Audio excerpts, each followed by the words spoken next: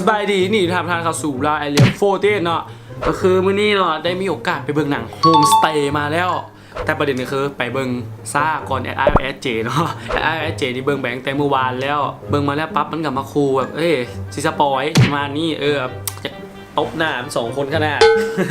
แต่ว่าเมื่อวานนี่@ISJ บ่ได้เบิ่งธรรมดาเนาะ@ISJ ได้ไปเหตุการณ์แจกฮุกแฟนเมดยูหันเนาะโดยการร่วมมือกับทางด้านเพจของ KJS เนาะในการร่วมงานกันเพื่อได้การแจกแฟนเมดที่โฮงเงาเมเจอร์ประจำ10เนาะแล้วรู้สึกว่าดีใจหลายเพราะว่าได้ยินข่าวมาว่าฮุกเทรดมา100 ใบนะเบิดไปเลยแบบหมดเกลี้ยงเลยนะโอ้แบบดีใจหลายนะว่าคนไปเบิ่งหลายเนาะที่บ้านนี้คนเบิ่งหลายดีใจที่ว่าโอตาลาวหลายคนได้ไปเบิ่งหนังแรกของพี่เชอร์เนาะแบบดีใจหลายที่แบบตอนนี้พี่เชอร์ได้เป็นนางเอก100 ล้านไปแล้วมันบอกว่าน่าจะ100 ล้านแล้วแหละน่าจะ100 ล้านแล้วแหละแล้วเมื่อเช้านี้เนาะได้มีโอกาสได้ไปเบิ่งมาโดยอยากจะบอกว่าหนังโฮมสเตย์ทุกนี้แบบ GDS บ่เคยให้ผิดหวังทุกเรื่องอีหลีโดยส่วนตัวนี่แม็กก็เป็นแฟนคลับของด้านค่าย GDS อยู่แล้วเพราะว่าทุกเรื่องของ GDS หรือ GDS เนี่ยถ้าเป็ดไปให้คะแนนวิจารณ์อย่างสินะแบบอยากจะบอกว่าบ่เคยลดก็8เลยอีหลีทุกเรื่องที่ไปเบิ่งมาแบบมัก GDS อีหลีแบบมาตรฐานดีอีหลีนะเขาบอกเลยว่ามาตรฐานของ GDS แบบดีอีหลีมักอีหลีเนาะแต่ความฝันของแม็กก็เลยแบบครั้งนึงได้ไปฝึกงานอย่างกันหรือว่าอีกอย่างจะมีโฮมงานอย่างสิละเป็นแค่ฝันแล้วไม่ต้องคิดเป็นแค่ฝันมันเป็นแค่ฝันอยากจะบอกว่าโฮมสเตย์แบบรู้สึกแบบประทับใจหลายหลังจากไปเบิ่งมาเพราะว่าแบบมันให้เขาคิดเขาหลายอย่างเลยแบบเบิ่งจบมาให้เขาหลายอย่างเลยแบบชีวิตเขาเนาะมันบ่ได้มีโอกาสคืนในหนังเลยแบบแต่ปุ๊บต้องมา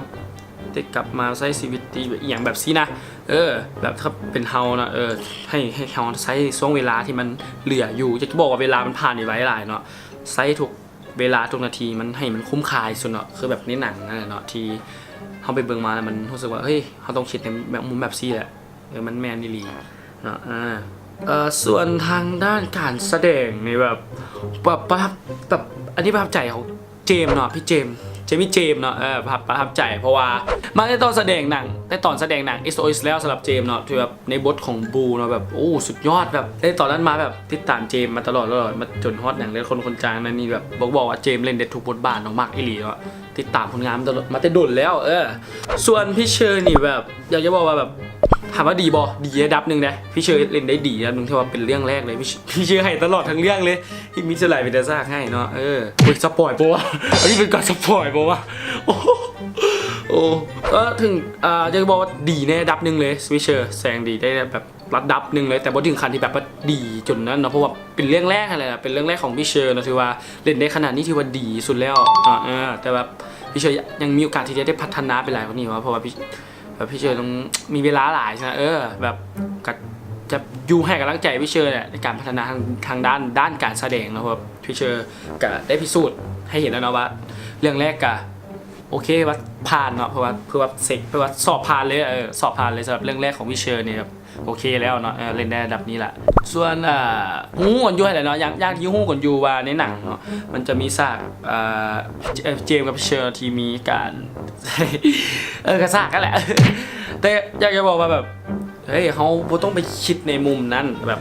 ก่อนที่เข้าไปเนาะต้องบอกเลยว่าต้องตัดทุกอย่างให้เพิ่นเนาะก็คือแบบในหนังนั้นเป็นพายเนาะเป็นพายโมเมนต์พี่เชอร์เขาต้องแบบเข้าใจในอาชีพเรื่องงานของพี่เชอร์เนาะเพราะแบบพี่เชอร์ได้รับโอกาสนี้มาแล้วโอกาสได้เล่นหนังเนาะแบบ